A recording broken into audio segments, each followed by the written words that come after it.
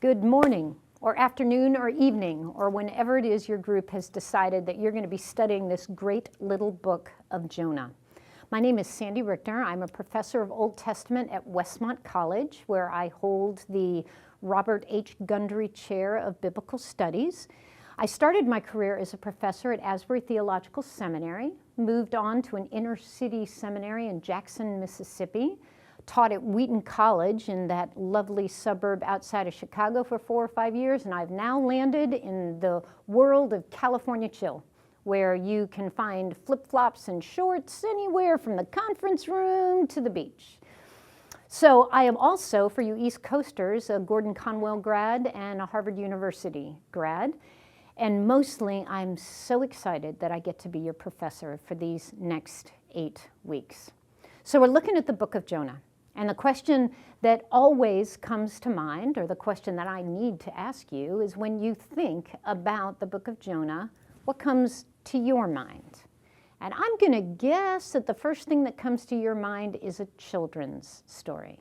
You know, maybe a sticker book or a sweet little illustrated children's story, throw in a couple of coloring pages and a few good moralisms, and you got it, right? That's the book of Jonah.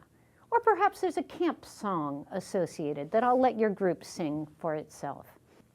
When we move from the pew to the academy, we find that a lot of folks like to read the book as an allegory.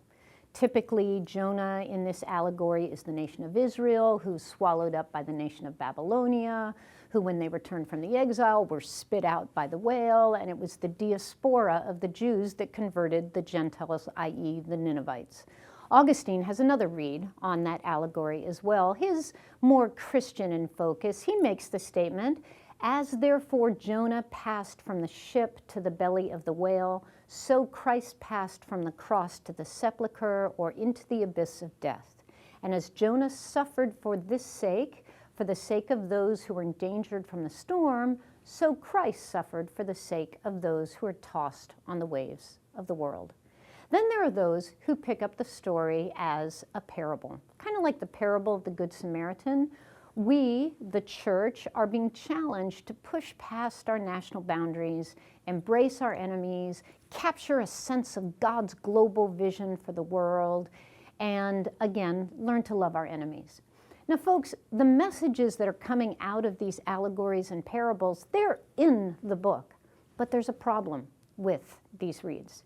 Because all of these reads are assuming that the biblical writer did not intend to communicate an actual story about an actual person. In fact, there's a bias built into some of these reads of the text, and the bias goes like this. The 8th century Israelites were not advanced enough. They weren't evolved enough to be able to think in terms of expanding their own global vision. That back in the 8th century, the Israelites could never have thought past their own nationalism and learned to embrace their enemies. They could have never gotten a handle on God's message about loving a globally lost people. It seems to me, from 30-some-odd years in the faith, that the God that we serve is constantly in the business of preaching to us countercultural messages that push us past our comfort zone and challenge us to be more like Him and less like us. And so what we're going to do in our read of this book, although we'll recognize these messages that are being given to us, we're going to take this book at face value. We're going to read it as one of the prophets. We're going to recognize that Jonah himself is recognized by the canon as a minor prophet. And we are going to anticipate, at least for now, that this story actually happened. And that there's something about this story that is so critical to our faith and our understanding of the character of our God, that out of everything that could have been included in the biblical text, this story gets a place in the minor prophets.